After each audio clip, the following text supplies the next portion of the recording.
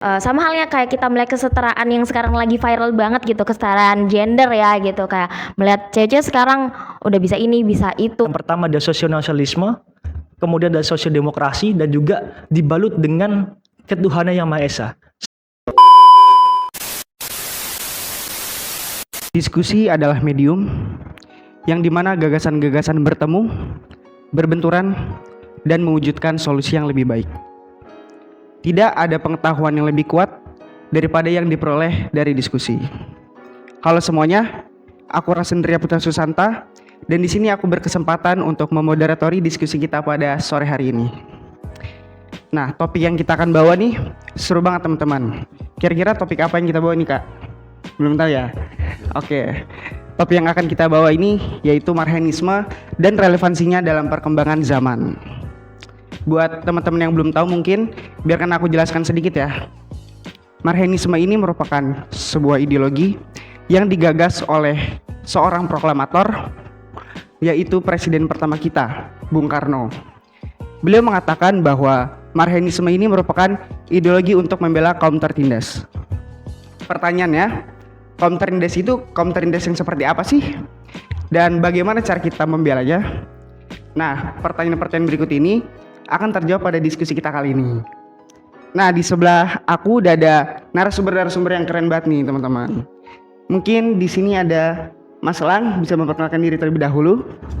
Oke, halo, selamat sore. Jadi perkenalkan, saya Elang Bagus Tunggal, selaku Presiden BEM WKS periode 2022 yang kebetulan pada hari ini akan berdiskusi di kegiatan DPC Gemini Surabaya. Oke. Dan sebelah Mas Elang ini ada Mbak Tiara, silakan perkenalkan diri terlebih dahulu. Selamat sore teman-teman semuanya. Perkenalkan, aku Tiara Delvina selaku Presiden BEM Fakultas Ilmu Sosial Ilmu Politik Untak Surabaya. Nah, sama kayak Kak Elang nih, hari ini aku kebetulan kita mendapatkan kesempatan yang sama untuk memberikan pendapat kita mengenai marhenisme, khususnya di era kita saat ini sebagai Gen Z ya. Masih Gen Z kan ya? Iya, benar. Oke. Buat mulai diskusi kita kali ini, Kak, aku mau melemparkan satu pertanyaan dulu. Mungkin buat Mbak Tiara. Pertanyaan pertama nih Mbak Tiara. Mungkin Mbak Tiara bisa jelaskan sedikit aja secara rinci apa itu konsep marhenisme dan bagaimana perkembangannya dari masa ke masa. Nah, di sini aku akan mencoba menjelaskan sepengetahuan aku mengenai marhenisme yang aku ketahui. Nah, marhenisme itu apa sih teman-teman? Banyak di sekitar akun juga yang salah kaprah sebenarnya sama marhenisme nih, dan baru beberapa hari yang lalu ada yang bertanya gitu mengenai marhenisme ini apa bedanya sama marxisme, padahal kita hanya mengambil beberapa prinsip, yakni salah satunya adalah membela kaum yang tertindas ya, tapi bukan terhadap apa yang diyakini mengenai tidak percaya kita akan Tuhan gitu. Nah, marhenisme sendiri ini memang ditujukan untuk membela kaum-kaum tertindas seperti petani maupun kaum-kaum buruh gitu. Selanjutnya untuk perkembangan dari marhenisme ini sendiri khususnya nih era jaya mungkin pada masa presiden pertama kita Bapak Soekarno sendiri. Nah, pada masa itu marhenisme ini sempat dijadikan ideologi dalam politik, ideologi dalam organisasi kemasyarakatan. Nah, namun eksistensinya itu kalau misalnya aku baca agak mulai menurun pada masa Orde Baru atau kita kenal dengan Orba. Tapi untungnya pada 1954 ada Gerakan Mahasiswa Nasional Indonesia nih teman-teman, yang pada akhirnya tetap mengusung marhenisme ini untuk tetap eksis ada di Indonesia dan tetap memperjuangkan hak para kaum-kaum tertindas. Mungkin kurang lebih itu aja sih kalau dari aku. Oke. Mungkin selanjutnya Mas Elang bisa menjawab. Menurut dari Mas Elang gimana? Oke, siap. Terima kasih moderator untuk pertanyaannya. Jadi sependek pengetahuan saya mengenai konteks daripada marhenisme maupun konsepsi-konsepsi dari pikiran Bung Karno ya tentang marhenisme.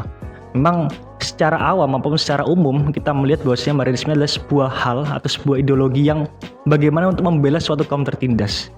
Yang dimana tujuan daripada adanya marhenisme adalah bagaimana kita bisa menyetarakan hak kesejahteraan sosial dalam lingkup sosial bernegara. Dan kemudian marhenisme pun hadir sejak di abad ke-20 pada waktu itu. Memang di zaman-zaman kapitalisme yang dibalut adanya marxisme dengan konsep imperialisme maupun dengan kolonialisme di era 20 di abad 20 waktu itu ketika Pak Soekarno atau Bung Karno menjabat sebagai Presiden Republik Indonesia. Jadi merdekanya Marxisme ataupun menggemanya Marxisme ketika itu menjadi sebuah teori politik maupun teori perjuangan kelas. Jadi teori politik serta teori-teori bagaimana Soekarno untuk bisa menyatukan rakyat Indonesia dalam perjuangan pada waktu itu. Jadi kalau kita sedikit kulik tentang Marxisme, ada 3 unsur di sana, teman-teman, yang sebenarnya kita harus pahami. Yang pertama ada sosionalisme, kemudian ada sosiodemokrasi, dan juga dibalut dengan ketuhanan yang Maha Esa sebagai dimensi religiusitas bangsa Indonesia. Ini 3 hal ini yang harus kita pahami ketika kita memaknai Marxisme. Jadi jangan sampai salah kaprah. Ada yang menyebut bahwasanya ketika kita mengadopsi ataupun mengacu kepada ideologi Marxisme, ranahnya ke anti Tuhan, kemudian menjadi seakan-akan berbenturan dengan agama. Padahal Soekarno juga dengan lantang menjelaskan bahwasanya agama saya adalah teis, bahwa saya berketuhanan. Itu kata Soekarno pada waktu itu. Bahkan ungkapan Soekarno mengenai Pancasila is Marxisme maupun Marxisme is Pancasila, yang bahwasanya Pancasila itu adalah proses pengejawantahan ataupun manifestasi daripada Marxisme. Dan itu yang perlu kita pahami. Dan kalau kita sebagai kader Gemini nih, kemudian apakah masih eksis sampai sekarang Marxisme? Masih. Karena Pancasila adalah bagian atau unsur-unsur daripada Marxisme ketika sudah disempurnakan. Ada Pancasila, Trisila, gotong royong, Marxisme. Dan itu hal-hal yang berketerikatan, kawan-kawan. Itu mungkin sedikit pembuka aja lah, nanti kita bahas lebih lanjut, oke? Mungkin itu saja sedikit dari saya mengenai Marxisme dan juga konsepsi dari pemikiran Bung Karno mengenai Marxisme. Oke, ini jawaban dari Mbak Tiara maupun Mas Lang ini sangat banget menarik, teman-teman. Nah, pertanyaan berikutnya, di dalam era teknologi ini yang semakin maju, bagaimana sih Marxisme dapat beradaptasi dan relevan dengan tantangan yang dihadapi dalam pengembangan ekonomi, kesejahteraan sosial, dan pemberdayaan rakyat? Oke, terima kasih moderator. Jadi untuk Marxisme sendiri dalam skala ataupun siklus tentang kesejahteraan sosial maupun ekonomi dan sebagainya, saya rasa per hari ini kita juga harus bisa menjadi Marxis milenial. Dan itu yang harus kita pahami. Jadi Marxisme adalah nilai historical yang tidak boleh hilang. Dan kemudian per hari ini di masa Gen Z kalau bisa kita bilang, di masa 5.0, kita juga harus bisa mengadopsi ataupun bertransformasi menjadi Marxis milenial. Di mana perjuangan kita sebagai kaum Marxis berbeda dengan 60 tahun atau 70 tahun ke belakang. Otomatis ketika misal di tahun 45, logikanya kita berjuang menggunakan bambu runcing, kita bisa merdeka, kawan-kawan. Tapi ketika kita pada tahun ini berjuang menggunakan bambu runcing, apakah masih bisa merdeka? Saya rasa enggak. Saya rasa beda. Dan itulah kenapa harus ada transformasi maupun adaptasi untuk menjadi Marxis milenial, yang dimana tidak melupakan unsur-unsur sejarah. Kalau kita boleh ingat, kawan-kawan, jadi dalam siklus ekonomi juga Bung Karno pernah mengatakan bahwasanya ada suatu hal dalam buku Berdikari Ekonomi yang dicetak oleh Bung Karno pada waktu itu di tahun 1959, yang dimana konsepnya adalah tentang pembangunan nasional semesta berencana, PNSB. Itu di tahun 1959. Kemudian dirumuskan di tahun 1999, baru diimplementasikan di sekitar tahun 1960-an pada waktu itu. Dan per hari ini negara sangat sekali ada ketergantungan ekonomi dengan bangsa-bangsa yang lain. Dan konsep Soekarno tentang berdikari ekonomi ialah bagaimana kita bisa merdeka secara ekonomi ya dengan jerih payah kita. Kewirausahaan yang terus dikembangkan pada waktu itu, sehingga waktu itu memang kita pasti akan membutuhkan investasi asing, itu pasti. Tetapi ada batasan-batasan yang tidak boleh kita lampaui, sehingga pada nantinya praktik kapitalisme di negara kita akan sepenuhnya dikuasai oleh asing. Itu takutnya, dan akhirnya terjadi sekarang ini, di mana konsep berdikari ekonomi Soekarno yang mulai dihilangkan. Dan per hari ini sangat miris negara, karena bahkan di setiap pucuk-pucuk pimpinan ataupun di setiap halnya banyak sekali dihuni oleh asing. Bahkan kita sebagai kaum pribumi tidak punya kesempatan, tidak punya waktu, tidak punya dalam artian pada yang tinggi lah. Padahal kita ada di negara kita sendiri, dan itu menjadi suatu hal yang perlu kita pahami bersama. Kemudian kalau tadi kita bahas tentang kesejahteraan sosial, sudah pasti bahwasanya dalam makna yang terkandung dalam Marxisme sendiri, kita memang bekerja ataupun berjuang untuk memerdekakan ekonomi daripada kaum-kaum proletar, kaum-kaum marhen. Dan itu menjadi asas perjuangan yang sampai per hari ini kita tetap gencarkan. Mungkin itu. Oke, wah teman-teman, kayaknya jawabannya Mas Lang ini sangat insightful ya teman-teman. Mungkin kita akan balik ke Mbak Tiara. Tadi Mas Lang berbicara tentang berdikari secara ekonomi ya. Mungkin pandangan berdikari secara ekonomi menurut Mbak Tiara itu bagaimana dan apa relevansi dengan Marxisme? Oh oke, ini menyambung lidah dari Kak Elang nih, karena kan sudah cukup kompleks ya sebenarnya dijelaskan. Mungkin ada sedikit beberapa tambahan dari pandangan saya. Nah, bagaimana sih Marxisme ini itu bisa beradaptasi di era teknologi Ghost to 5.0 sekarang ini?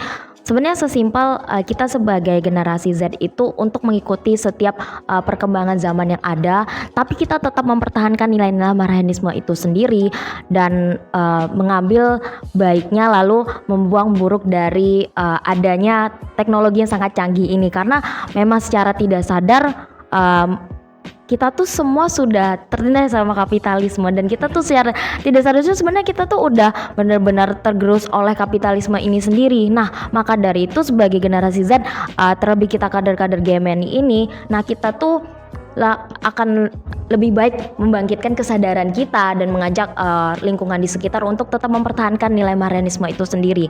Nah, kok dari ekonomi maupun kesejahteraan lalu pemberdayaan masyarakat ya tadi. Nah, ketika kita mampu mengimplementasikan nilai Marxisme itu dan menyesuaikan dengan era teknologi saat ini, saya rasa masyarakat itu akan terberdaya dengan sendirinya, lalu akan terbentuk ekonomi yang baik. Dan ya itu akan terus ada kan korelasinya. Jadi kurang lebih itu sih. Oke, makasih banyak ya Mbak Tiara atas jawabannya. Karena ini jawaban ini itu ilmu dan manfaat buat teman-teman sekalian. Selanjutnya nih Kak Tiara, ada pertanyaan ketiga. Marxisme ini kan menekankan tentang pentingnya partisipasi rakyat dalam pengambilan keputusan politik dan ekonomi. Namun, bagaimana prinsip ini dapat diterapkan dalam realitas politik modern, yang dimana politik modern ini sangat kompleks dan beragam seperti sekarang? Agak berat ya pertanyaannya. Ya lumayan berat ya gitu. Nanti kalau misalnya nggak bisa jawab, kayaknya bakal dijudge banget nih, karena Fakultas Ilmu Sosial dan Ilmu Politik gitu. Rasanya malu kalau nggak bisa jawab ya. Nih mungkin saya boleh menyontek pertanyaan ya, karena cukup panjang gitu. Ini nggak nge-cheat ya teman-teman. Ini cuma baca pertanyaannya doang. Oke. Menekankan pentingnya partisipasi rakyat.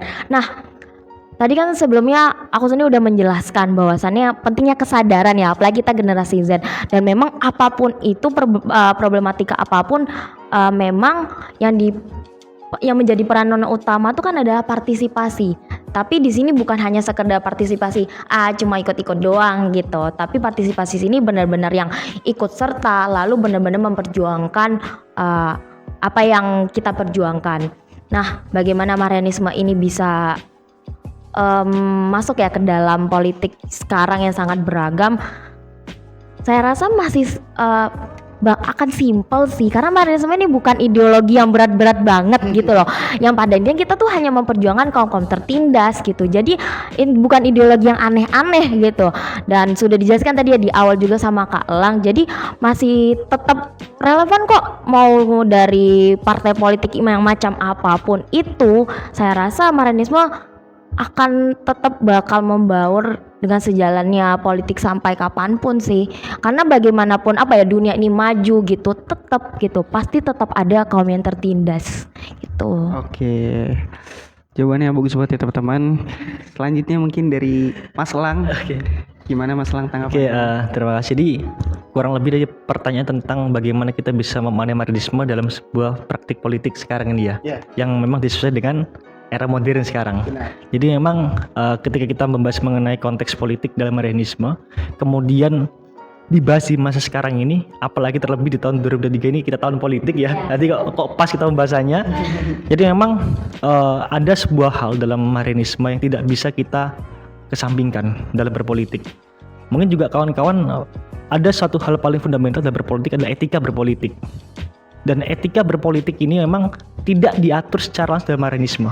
Tapi ketika kita mampu mempelajari Marianisme ataupun menekankan memaknai Marianisme, saya rasa dalam etika berpolitik kita tidak ingin, dalam artian kalau kata Pak Karno ada yang pernah saya ingat waktu itu di materi Marianisme adalah yonder eksploitasi dalam parlum, yonder eksploitasi the nation per nation. Yang artinya jangan sampai kita mengambil hak rakyat kita dari rakyat, kemudian mengambil hak bangsa atas bangsa. Jadi dibahas bahwasanya perlunya kita sebagai makhluk sosial untuk bagaimana kita bisa menekankan yang dimana tetap dalam asas sosial pada umumnya. Dalam bersosial, dalam berpolitik, kalau kita bahas konteks politik, sudah otomatis kita juga bahas tentang konteks bersosial. Karena apapun kebijakan dalam berpolitik pada nantinya juga akan mempengaruhi sistem sosial. Dan itu yang mungkin sepedek pengetahuan saya yang saya pahami. Dan Marianisme ini sebagai penangkal. Dalam artian pada praktek politik di tahun sekarang ini jangan sampai keluar daripada koridor-koridor aturan-aturan norma-norma berpolitik. Itu yang harus kita tekankan. Dan mungkin ya kita perlu ingatlah, kalau kita mau jahat di politik, kalau kita sebagai Dergaimeni kita punya pedoman Marianisme, itu yang kita jadikan sebagai acuan untuk bagaimana kita bisa bersikap secara bijak dan netral. Oke, kayaknya jawaban-jawaban Mas Mbak ini kayaknya sangat-sangat bagus sekali ya teman-teman. Mungkin jawaban-jawaban ini juga bisa dipelajari lebih lanjut oleh teman-teman sekalian, karena apa yang Mas dan Mbak ngomong ini merupakan ilmu yang bermanfaat. Kemudian ada lagi nih pertanyaannya Mas dan Mbak sekalian. Karena tadi udah bicara tentang kesejahteraan sosial, sekarang Marianisme ini juga menekankan tentang kesetaraan sosial. Nah, mungkin menurut Mas dan Mbak sekalian, di era yang kompleks ini, bagaimana sih Marianisme dapat mengatasi tantangan dan menciptakan masyarakat yang lebih adil? Tuh, mungkin dari Mas Lang dulu. Oke, jadi untuk bagaimana menciptakan masyarakat yang lebih adil ya. Oke, jadi kalau perlu kita, jadi di awal tadi sempat saya jelaskan tentang asas Marianisme yang terdapat 3 unsur tadi. Ada sosionasionalisme, sosiodemokrasi maupun Ketua Yang Maha Esa. Yang dimana konteks sosionasionalisme ini adalah sebuah konteks yang bagaimana kita bersikap berkeprimanusiaan dalam bernasional. Yang mungkin kalau kita bisa sederhanakan adalah sosionasionalisme ini ada dalam sebuah era perjuangan, yang dimana ketika pada waktu itu otomatis ada berbagai macam identitas. Ada identitas sebagai muslim, ada identitas sebagai politikal, ada identitas sebagai mahasiswa, identitas sebagai rakyat. Tapi yang perlu kita tekankan adalah identitas nation, identitas kebangsaan. Itu yang juga Pak Karno tekankan pada waktu itu, pada waktu kemerdekaan, waktu itu merebut kemerdekaan, adalah identitas kebangsaan itu harus kita tekankan. Kemudian ketika di masa kemerdekaan, pasca kemerdekaan, yaitu di sosiodemokrasi, ini ada juga beberapa hal, demokrasi politik, demokrasi ekonomi, demokrasi sosial dan sebagainya, yang dimana bebas, kita punya hak, kita merdeka sekarang. Tetapi kebebasan itu diatur dalam sebuah aturan yang dimana kebebasan kita sudah tercipta ataupun dituntun, kawan-kawan. Ibaratnya begini, kita punya baju hari ini, kita bebas mau pakai baju apa, ternyata cuma disediakan 2 baju. Kita bebas mau makan apa, di meja makan disediakan 2 lauk pauk saja. Kebebasannya sudah diatur. Dan kemudian ada timbul Ketua Yang Maha Esa. Ini untuk melingkupi bagaimana kita bisa bergerak secara adil, supaya dalam berdemokrasi secara politik, secara ekonomi dan sebagainya, kawan-kawan, itu kita tidak melanggar norma-norma agama yang ada. Jadi kalau sekarang di negara kita, ini negara hukum yang melawan hukum. Jadi kalau kita bilang, sekarang saya dari fakultas hukum ya, negara hukum yang melawan hukum, berseberangan dengan hukum. Karena dalam praktik maupun keputusan hukum itu tidak pernah relevan dengan aturan-aturan yang ada. Itu cara seperti itu. Kemudian adanya Ketua Yang Maha Esa sekarang ini itu sebagai norma agama. Indonesia punya hukum sebagai norma hukum. Ada korelasi di sana, ada hubungan di situ. Untuk bagaimana kita bisa menciptakan tatanan masyarakat yang adil, tentunya kita harus bisa memaknai makna Pancasila. Ada 5 sila yang terkandung di sana. Jadi kalau kita jabarkan lagi dari 3 unsur tadi, dari sosionasionalis, demokrasi maupun ketuhanan yang Maha Esa, di mana aspek religiusitas yang melingkupi 3 aspek tersebut kemudian disempurnakan menjadi Pancasila.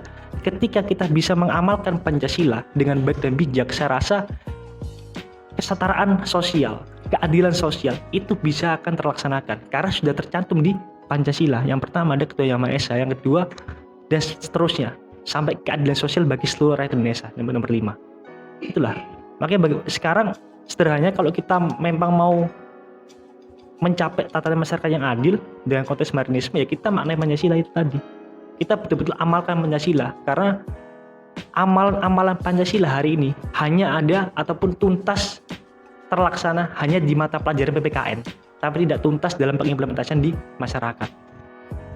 Oke.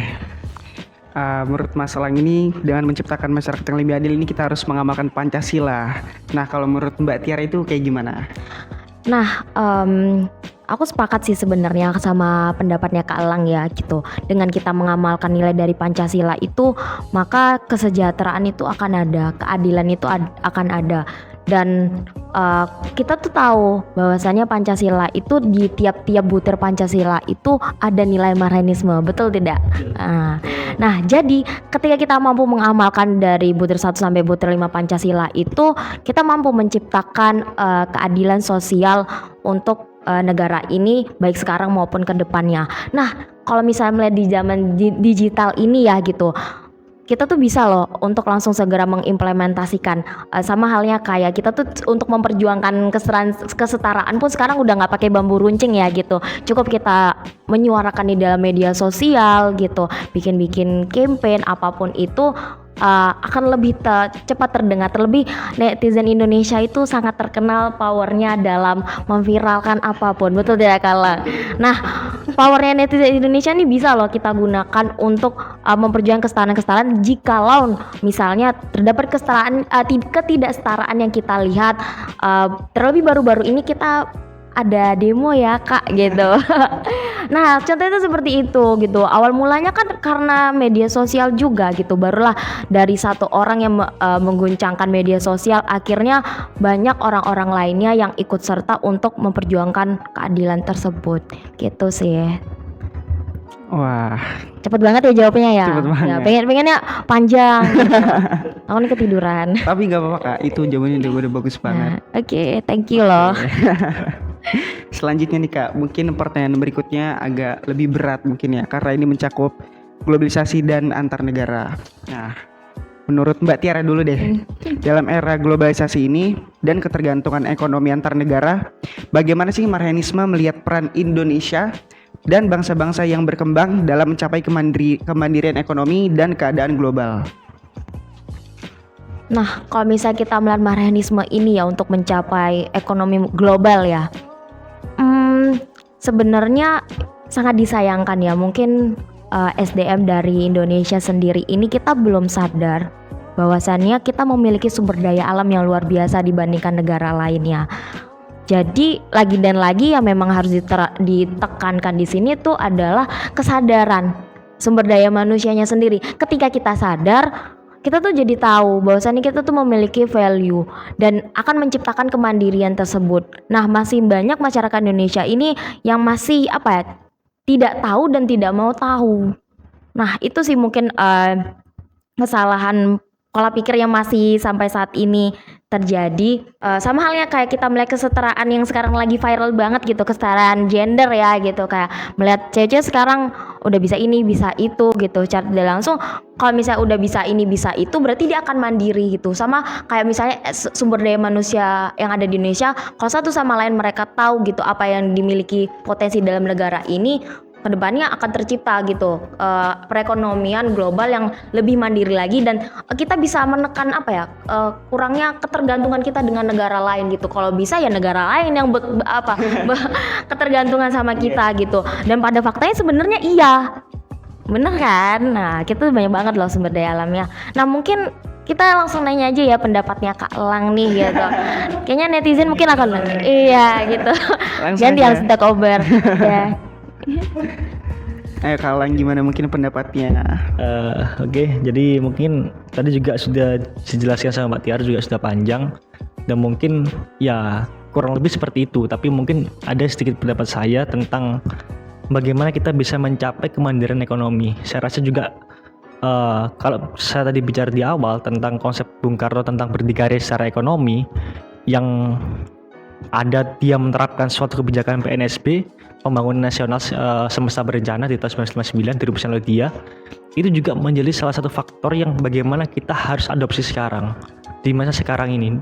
Dalam artian kemandirian ekonomi itu juga akan tercipta ketika kita mampu berdikari secara ekonomi. Tidak ada ketergantungan dengan asing, tidak ada ketergantungan dengan suatu hal yang dimana kita punya ekonomi kita sendiri. Dan itu ketika kita mampu, misalnya contohnya menjadi seorang pengusaha lah, itu sudah bisa dikatakan mandiri secara ekonomi, ya. Dan pola pikir seperti inilah yang harusnya kita terapkan dan kita kembangkan, yang dimana bahkan kalau kita lihat di masa sekarang ini, penjajahan sudah ada era modern, bahwasanya kapitalisme global dan sebagainya, kemudian penjajah-penjajah ini sudah bukan sebagai bentuk fisik lagi, tetapi masuk ke dalam suatu ide-ide gagasan daripada personal-personal setiap warga negara Indonesia. Itu penjajahan era baru, yang dimana kita dimiskin oleh kapitalis dan sebagainya.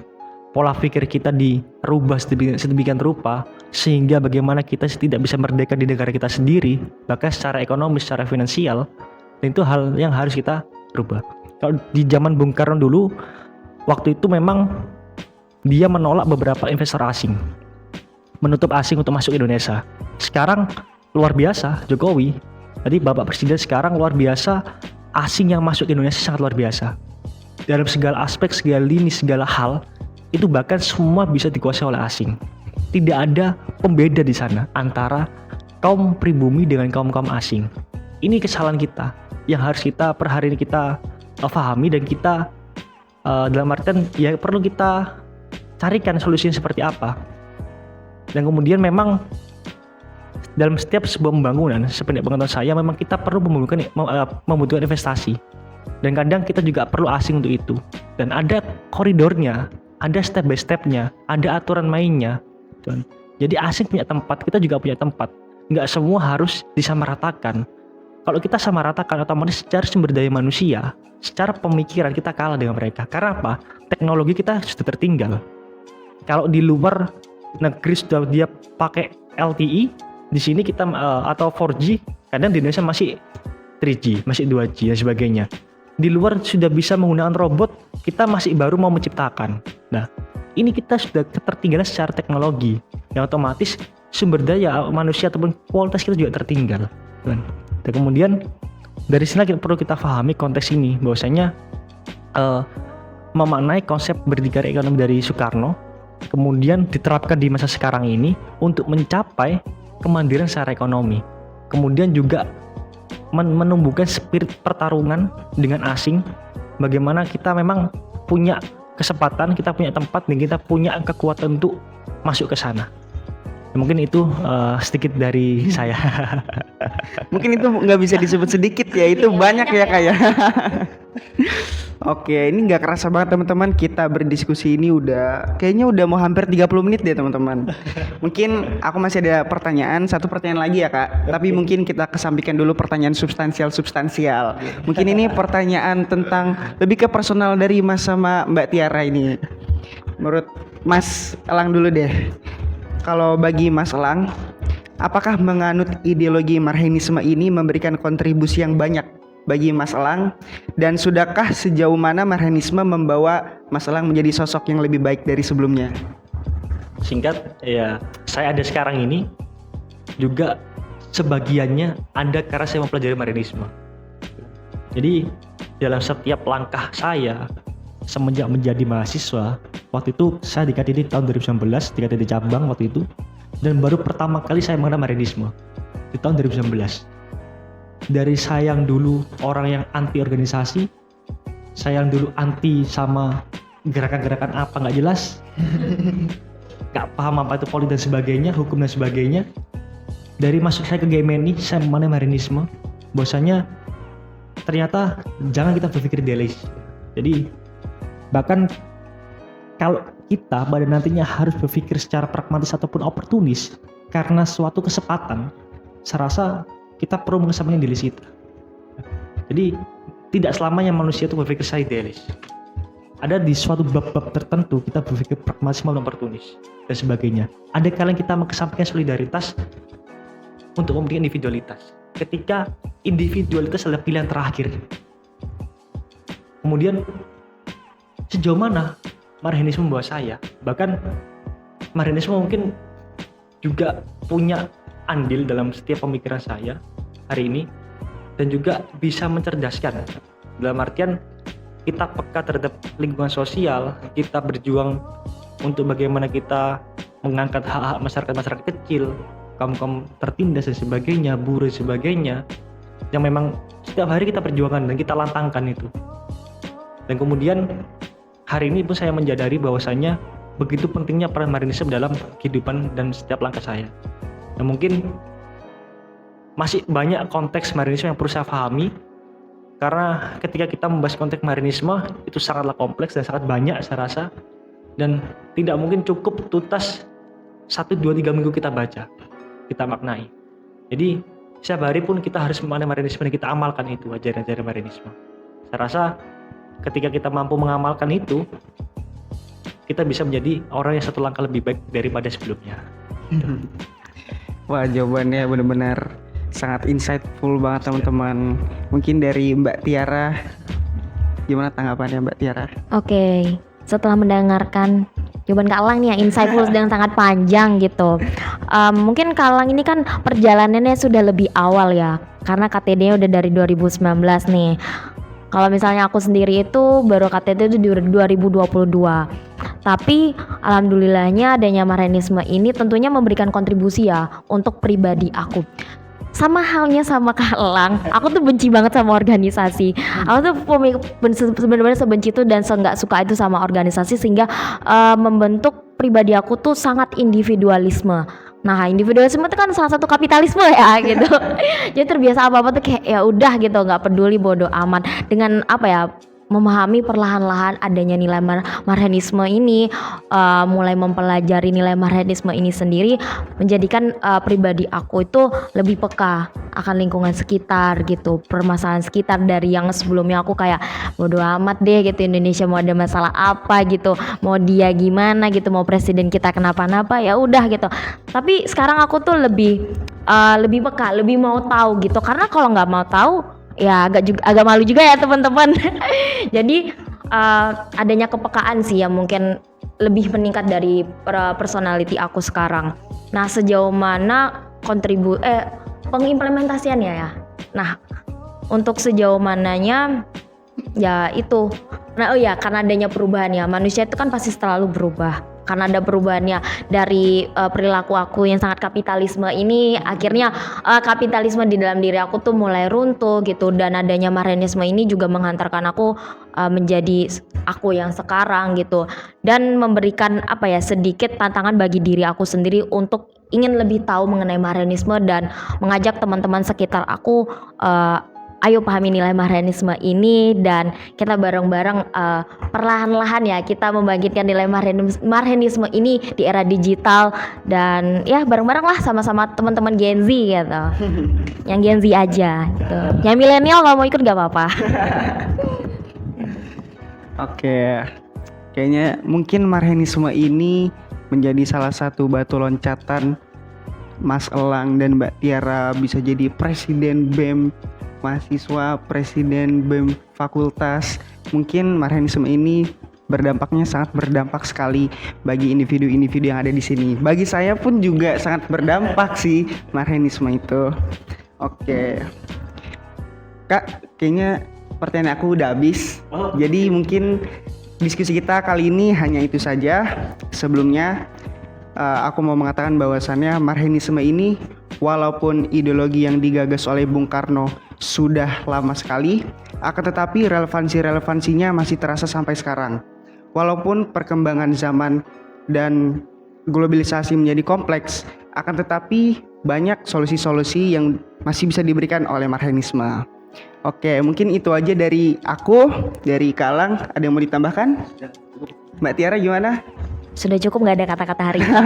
Oke, kalau gitu aku izin pamit dulu. Mas Elang izin pamit, Mbak Tiara izin pamit. Sampai jumpa lain kali, dadah.